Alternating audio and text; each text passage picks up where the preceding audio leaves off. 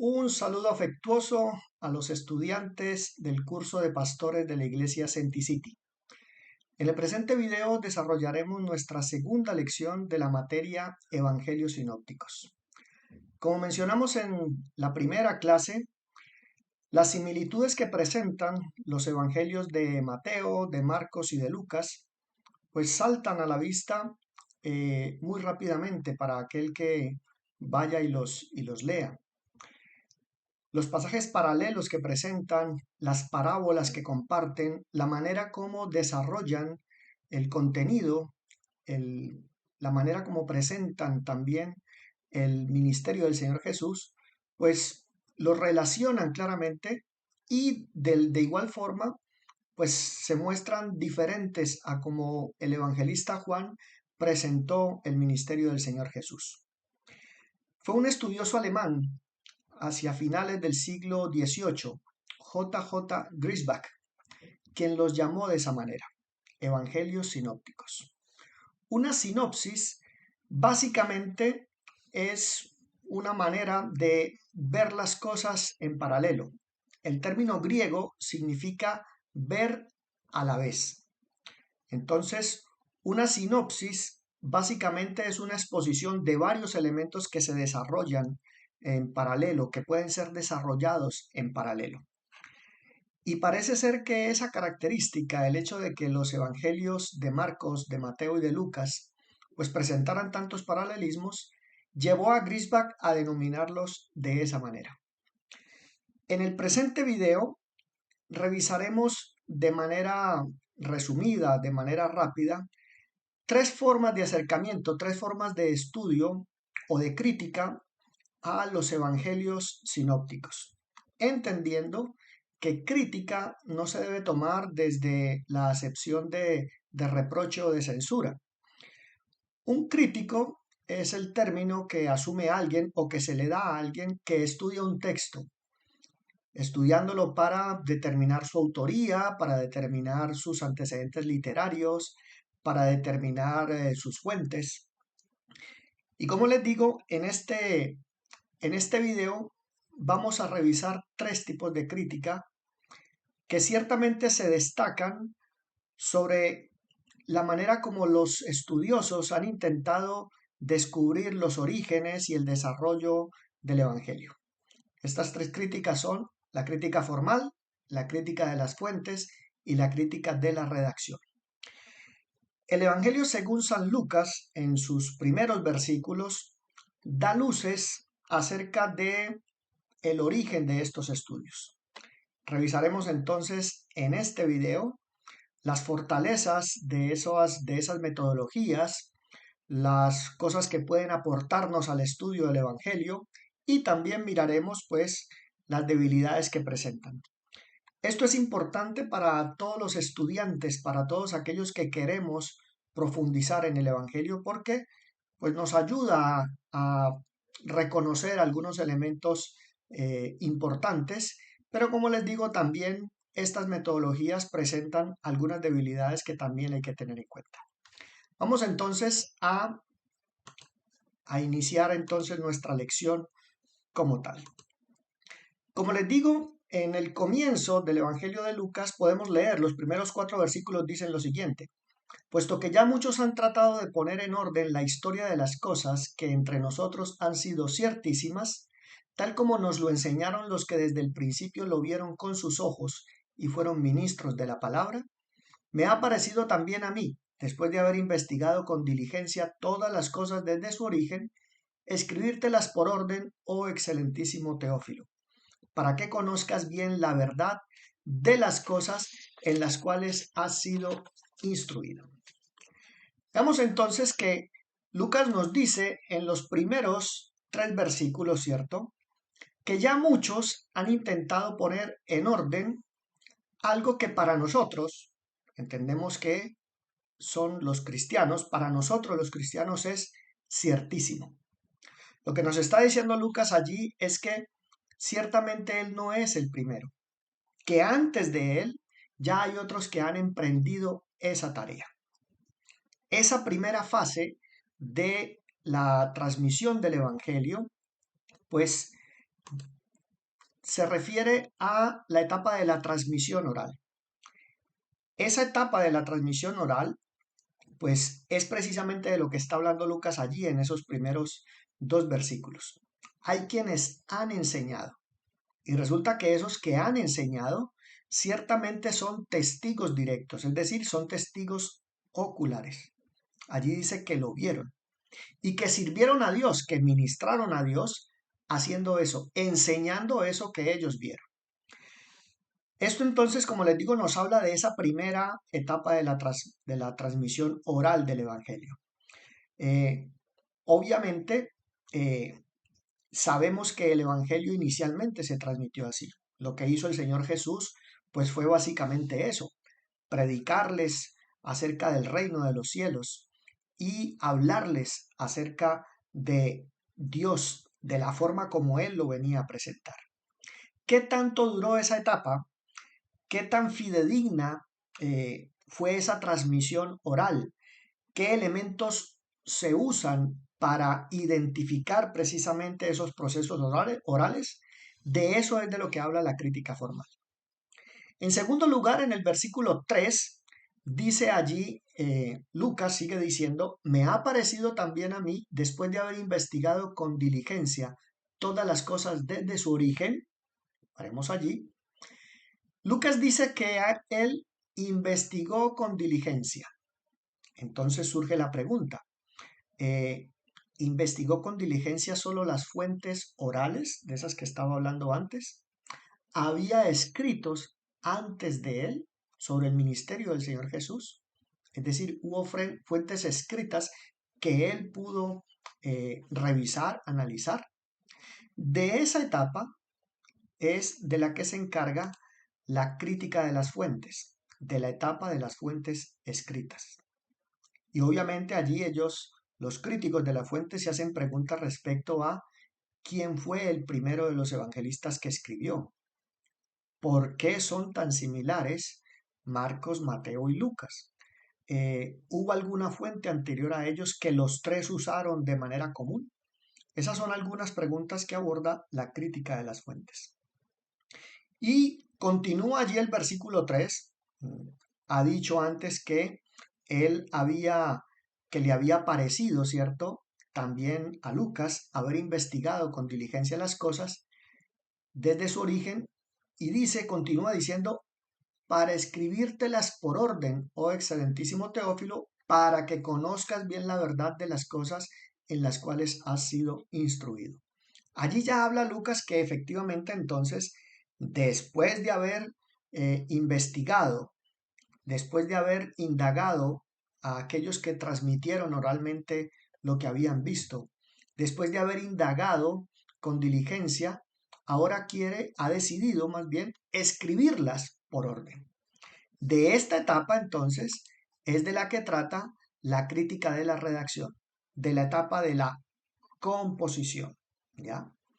Aquí, pues básicamente de lo que se trata o de lo que los críticos de la redacción estudian, tiene que ver con los intereses teológicos, con los énfasis que utilizaron cada uno de los escritores, ¿cierto?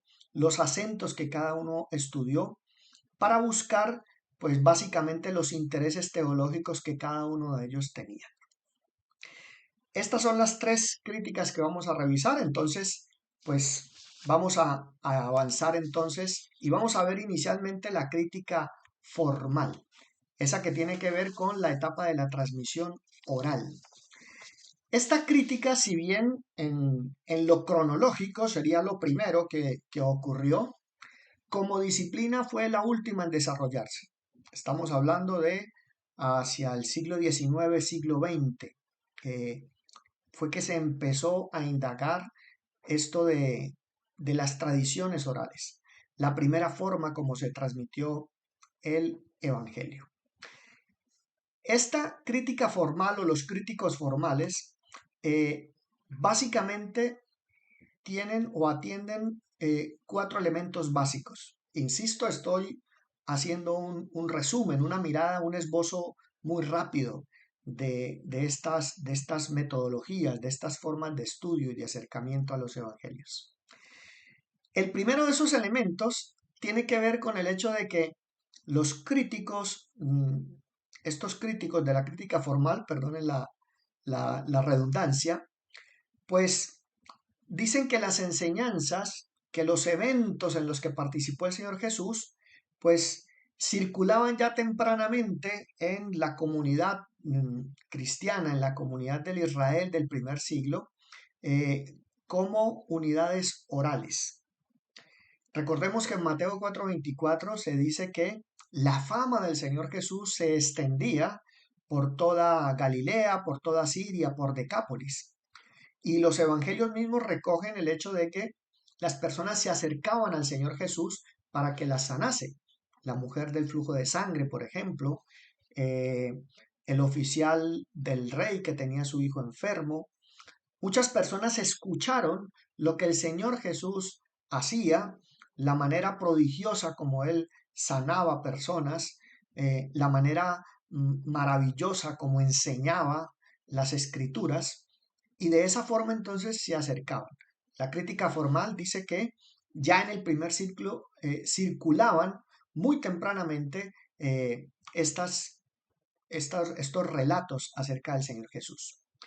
Dicen también los críticos de este tipo de estudio que la forma como se transmitió el Evangelio es similar, es comparable con la manera como también se han transmitido otras tradiciones religiosas, otras tradiciones culturales.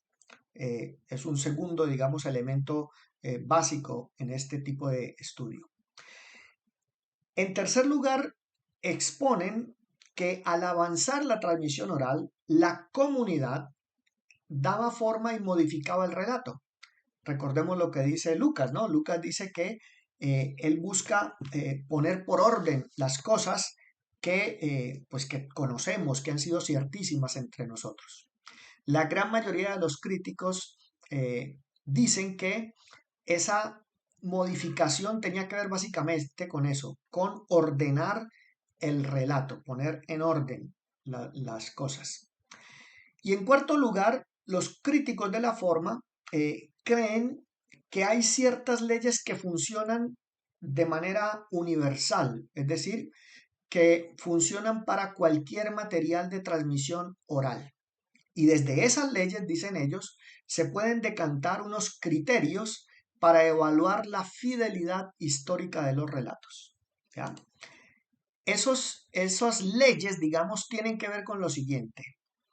Tienen que ver con el hecho de que las personas tienden a alargar las historias, tienden a añadir detalles a las historias, tienden a adaptarlas a su lenguaje y también tienden a conservar solo lo que concuerda con sus creencias. Eso es lo que dicen los estudiosos de la crítica formal. Ahora, entonces, mientras un relato sea más conciso, más corto, más breve y con menos detalles, mientras un discurso o mientras un relato contenga menos semitismos, en el caso de los evangelios sinópticos, y no encaje con intereses de la iglesia y del judaísmo del siglo I, es mucho más probable, insisto, dicen los estudiosos de la crítica formal, será muy probable que sea histórico. Vuelvo y repito, mientras un relato sea más corto, con menos detalles, contenga menos semitismos y no encaje con los intereses de la iglesia del siglo I o del judaísmo del siglo I, pues va a ser muy probable que ese relato sea muy probablemente histórico, es decir, reproduzca fielmente la historia. Ahora, puntualizando respecto a la crítica formal, podemos decir lo siguiente. Muchos exponentes estudiosos de la crítica formal son escépticos o han presentado su escepticismo frente a la historicidad de los evangelios. Y eso le ha granjeado fama a todo el estudio de la crítica formal como que ataca toda la disciplina, la historicidad de los evangelios. Pero eso es básicamente lo que algunos críticos han hecho. El método, es decir, estudiar las tradiciones orales, pues tiene elementos válidos, pero ciertamente hay que ser prudentes con algunas cosas que plantea. En primer lugar, infravaloran, menosprecian, podemos decirlo aunque suene un poco fuerte, ¿cierto?, la capacidad y la estima del pueblo judío para memorizar con detalle. Es muy conocido que el pueblo de Israel valoraba, estimaba mucho la memorización detallada de las cosas y transmitían de una manera muy fiel sus relatos.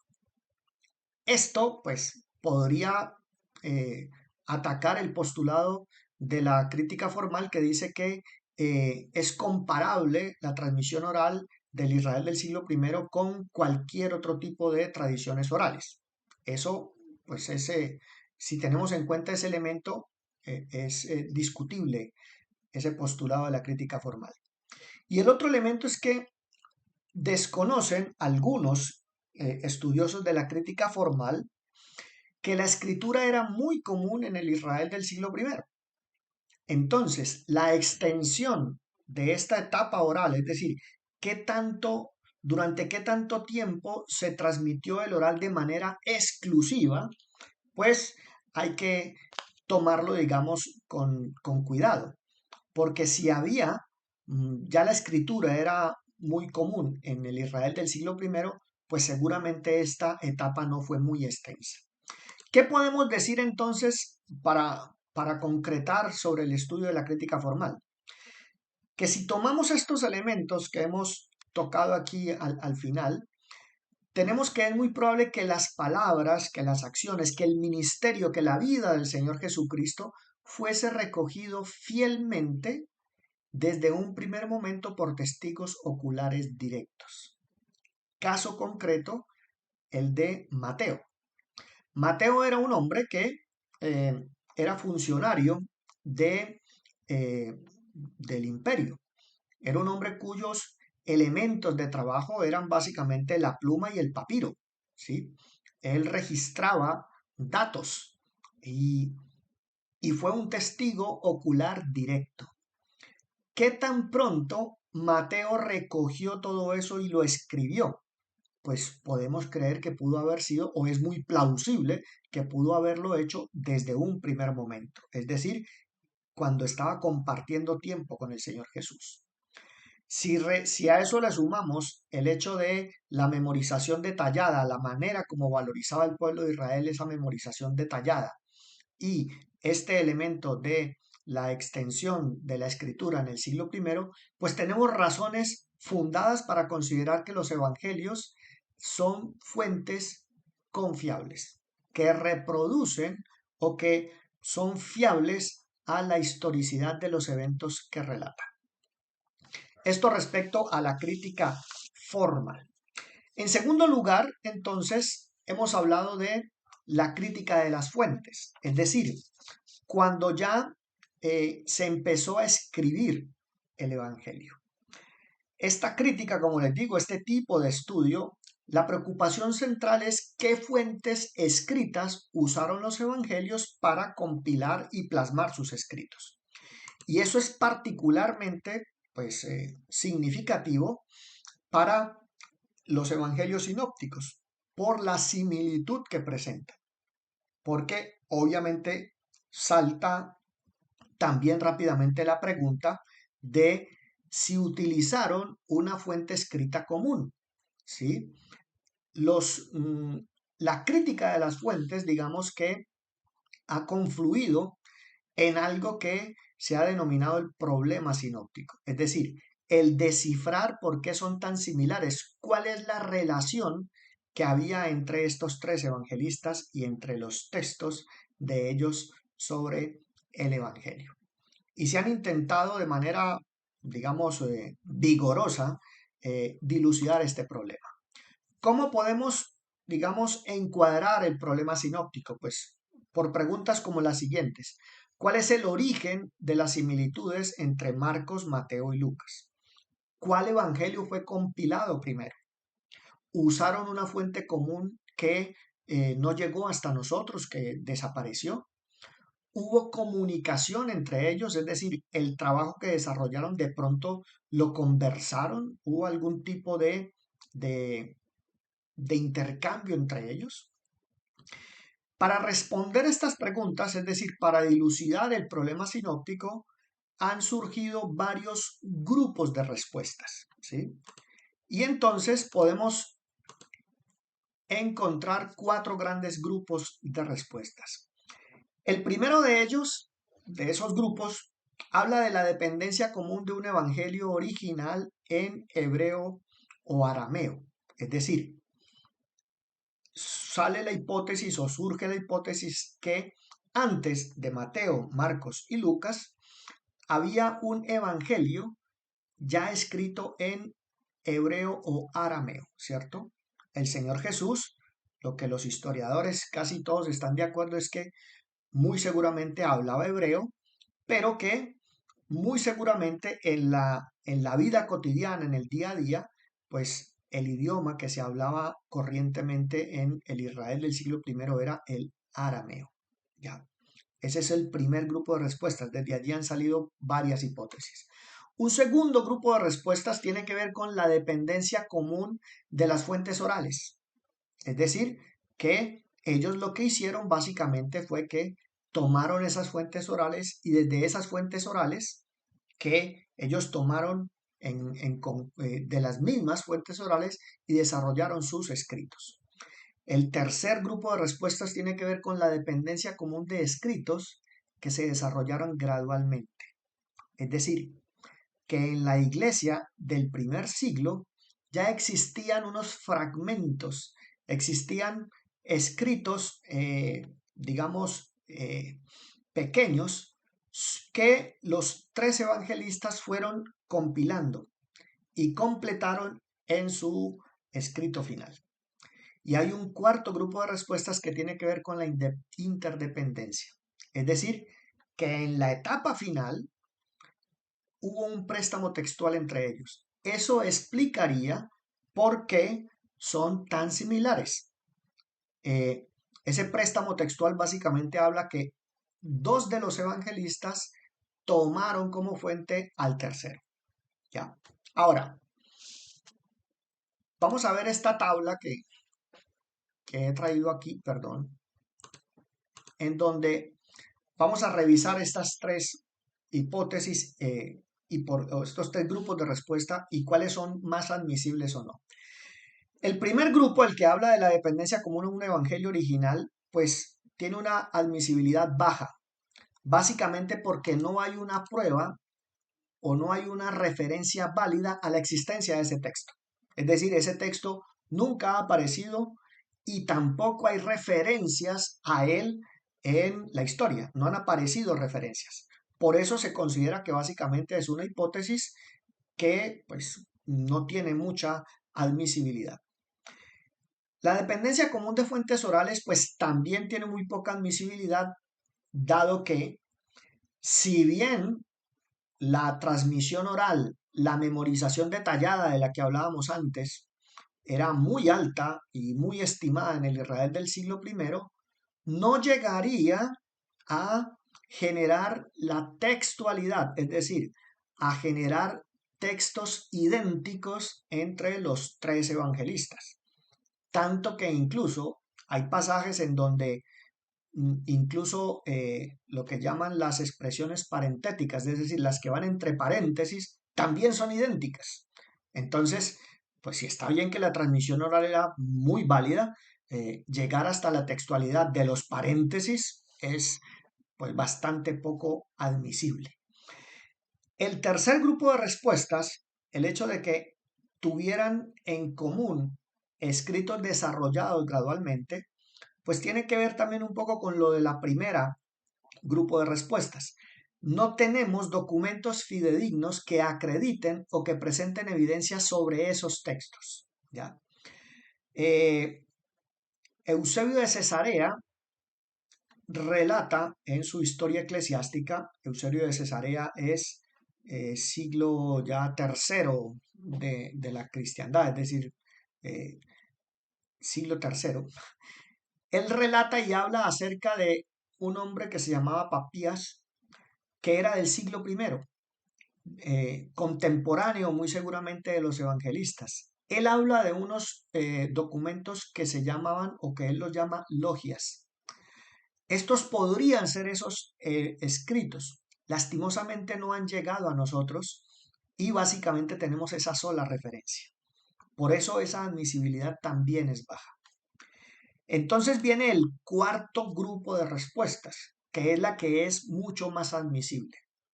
Es muy plausible para explicar el problema sinóptico desde lo que tenemos, desde las evidencias y de los documentos que podemos tomar a mano, que uno de los evangelistas haya servido de fuente a los otros dos evangelistas, ¿ya? Y si básicamente las otras tres opciones pues tienen tan poca admisibilidad, esto cobra pues mucha relevancia. Pero entonces aquí surge una pregunta. Si hubo interdependencia, si hubo préstamo textual, ¿cuál fue el primero de los evangelios que se escribió? Es decir, ¿cuál sirvió de fuente a los otros dos? Y aquí entonces hay tres grandes hipótesis, ¿ya?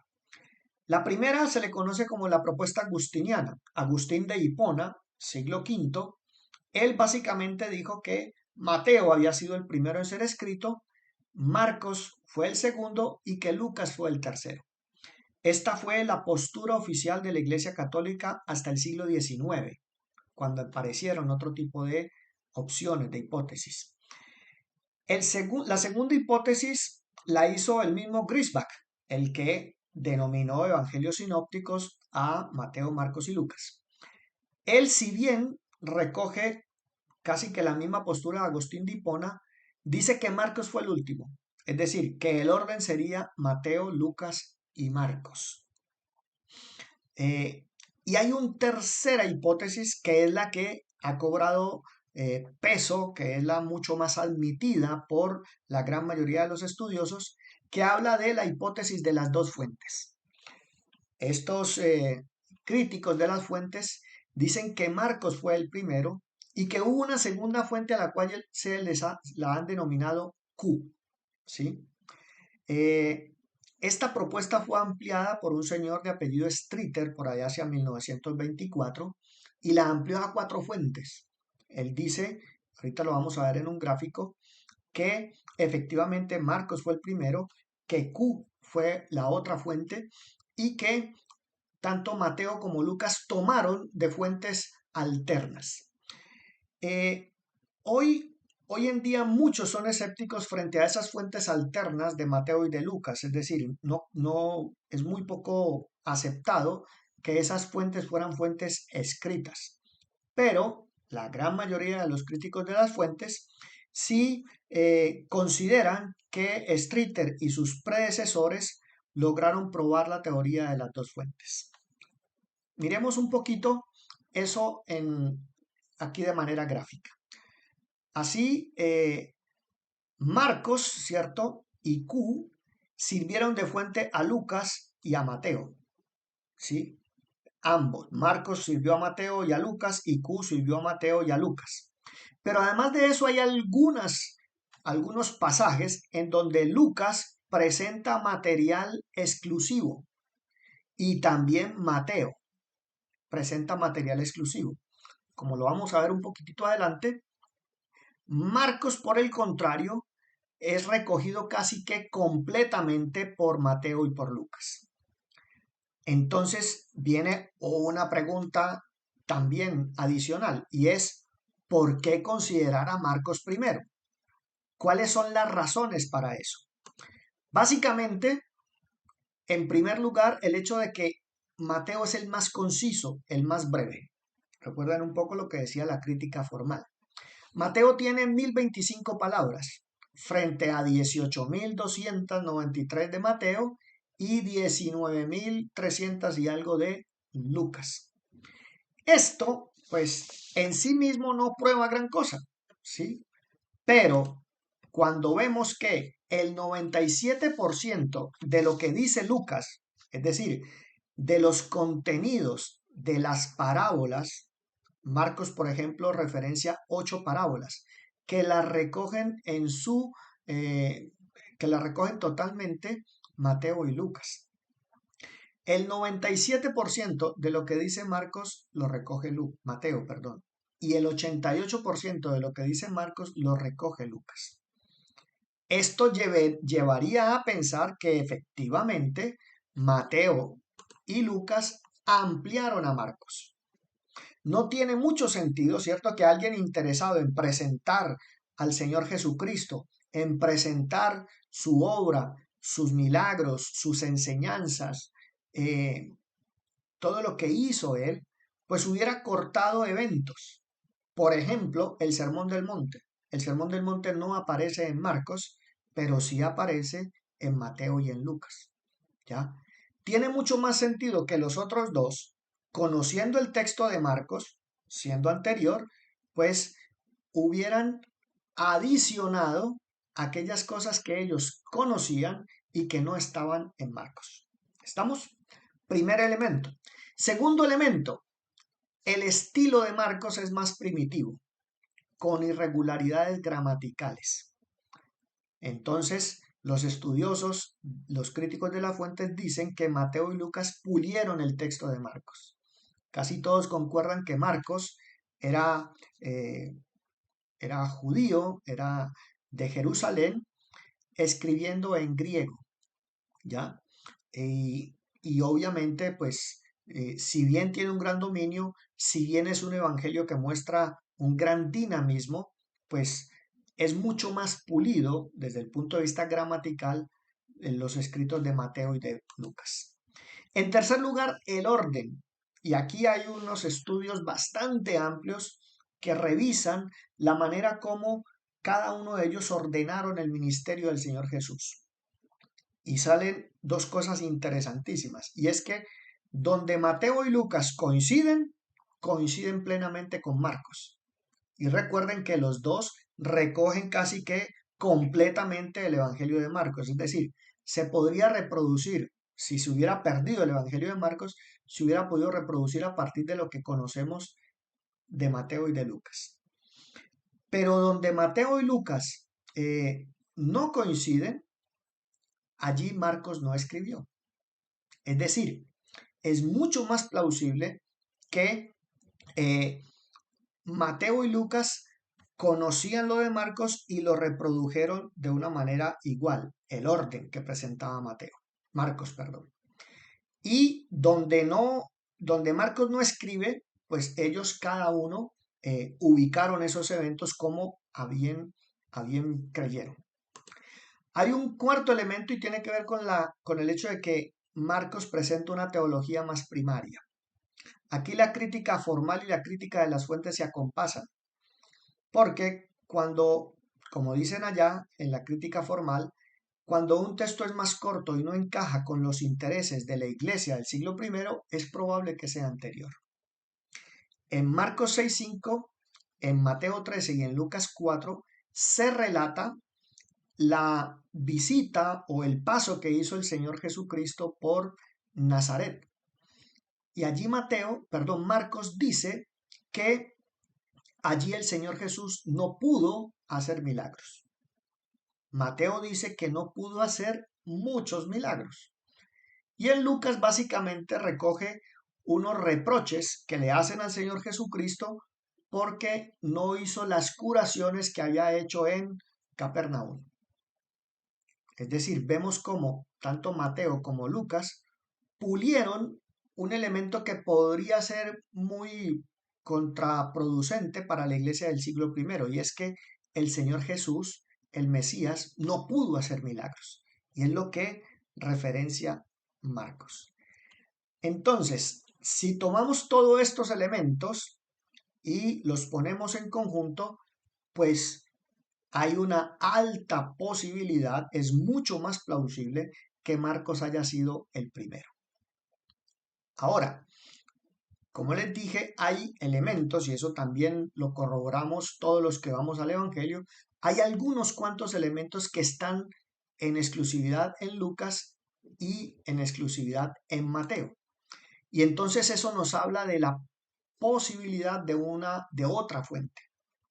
Mateo y Lucas recogen conjuntamente 250 versículos que no están en Marcos. Uno podría pensar que uno de los dos copió al otro, ¿cierto? Pero resulta que entre ellos, entre esos pasajes que recogen, no hay semejanza verbal.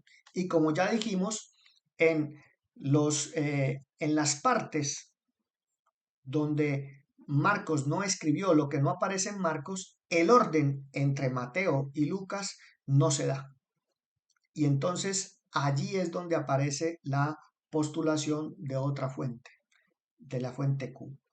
¿Por qué le han llamado así? Bueno, básicamente porque en los teólogos alemanes, que digamos eran una escuela muy fuerte, siglo XVIII, siglo XIX, la palabra fuente se pronuncia o es la palabra Quelle, ¿sí? Mi alemán no sé cómo estará allí, pero obviamente la inicial es Q.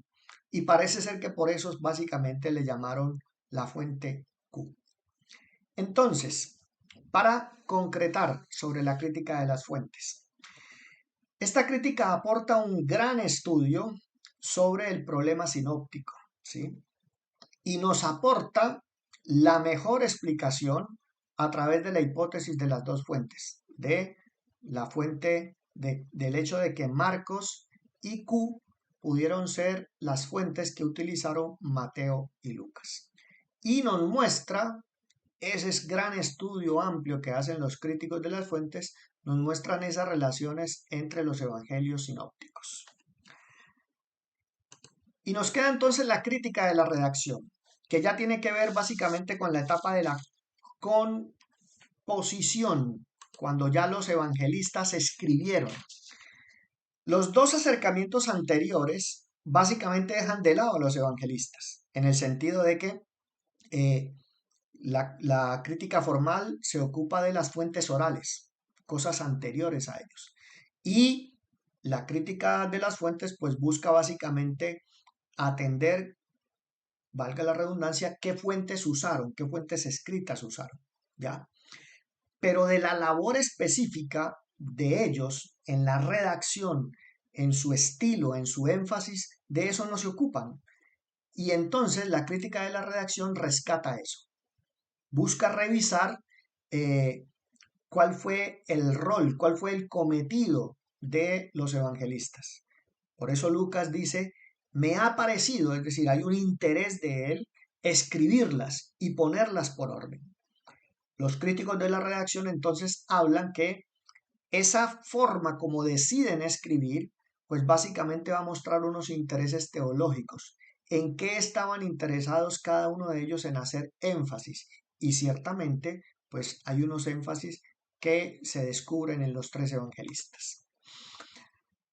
Casi todos los críticos de la redacción aceptan la teoría de las dos fuentes, es decir, aceptan que Marcos y Q fueron fuentes de Mateo y de Lucas. 4 elementos básicos también a resaltar en el estudio de la crítica de la redacción. El primero, algo que ellos exponen como la diferencia entre lo que es tradición y lo que es redacción. ¿A qué le llaman tradición en la crítica de la redacción? Pues tradición es todo aquello que usaron los evangelistas para componer sus escritos. Es decir, todos aquellos textos, todos aquellos relatos, todo lo que ellos pudieron haber echado mano para hacer su escrito. Como casi todos aceptan que Mateo y Q fueron las fuentes de Mateo y Lucas, pues allí está la tradición. La tradición de Mateo y de Lucas son Marcos y Q. Y redacción definen, dentro de la crítica de la redacción, es la transformación de esa tradición, es decir, cómo transformaron Mateo y Lucas a Marcos y a Q. ¿Qué fue lo que hicieron distinto? ¿Qué decidieron incluir y qué decidieron excluir? Entonces es fundamental para la crítica de la redacción establecer claramente eso. El segundo elemento, y tiene que ver precisamente con esa actividad editora de la que yo les he hablado hace un segundo. y es los críticos de la redacción revisan qué incluyeron y qué excluyeron Mateo y Lucas. Es decir, por ejemplo, en el Sermón del Monte, Mateo utiliza o es mucho más extenso. Va desde el capítulo 5 hasta el capítulo 7, el Sermón del Monte. Lucas, por su parte, toma en dos pasajes apartados algunas de los pasajes y de lo que enseña el Señor Jesús en el Sermón del Monte.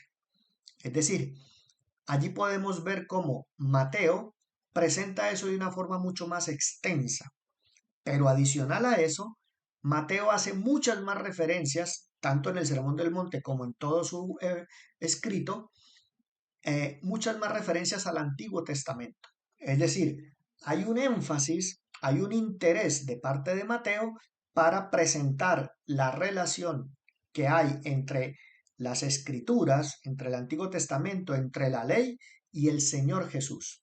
Presentarlo como el cumplimiento de las profecías y como el cumplimiento de la ley. Algo que en Lucas no es tan extenso. Por eso entonces allí los críticos de la redacción encuentran un énfasis. El tercer elemento tiene que ver con esa búsqueda de patrones. Cuando ellos identifican un patrón, pues entonces identifican lo que ellos llaman un interés teológico. Vamos a ver eso en esta tabla. En los pasajes de la lección de los 12, la transfiguración y en el Padre Nuestro, Lucas hace énfasis en la oración.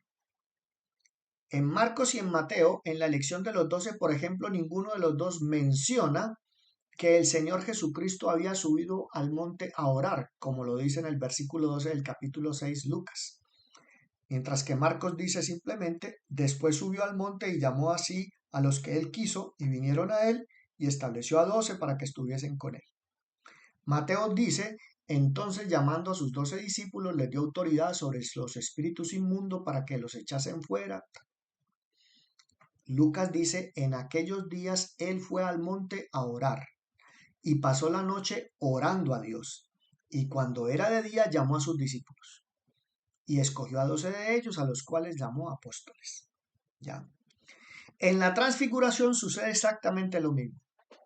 Marcos y Mateo dice que efectivamente el Señor Jesús llamó a Pedro, a Jacobo y a Juan y los llevó solos a un monte alto. Básicamente son casi las mismas palabras, allí hay una identidad textual alta entre Marcos y Mateo. Mientras que Lucas dice, aconteció como 8 días después de estas palabras, que tomó a Pedro, a Juan y a Jacobo y subió al monte a orar. Y entre tanto que oraba, la apariencia de su rostro se hizo otra y su vestido blanco y resplandeciente. ¿Ya? Vemos cómo claramente en estos eventos, pues Lucas incluye la oración como un elemento, lo que los otros dos no hacen directamente.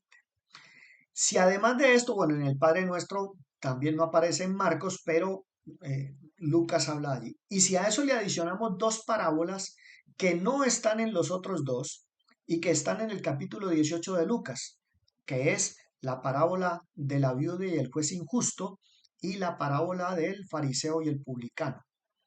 Específicamente la parábola de la viuda y el juez injusto dice en su inicio que el Señor Jesús la hace para enseñarles la necesidad de orar y no desfallecer. Entonces, evidentemente, allí hay lo que dicen los críticos de la redacción, un patrón. Y eso habla entonces de un interés teológico en Lucas sobre la oración.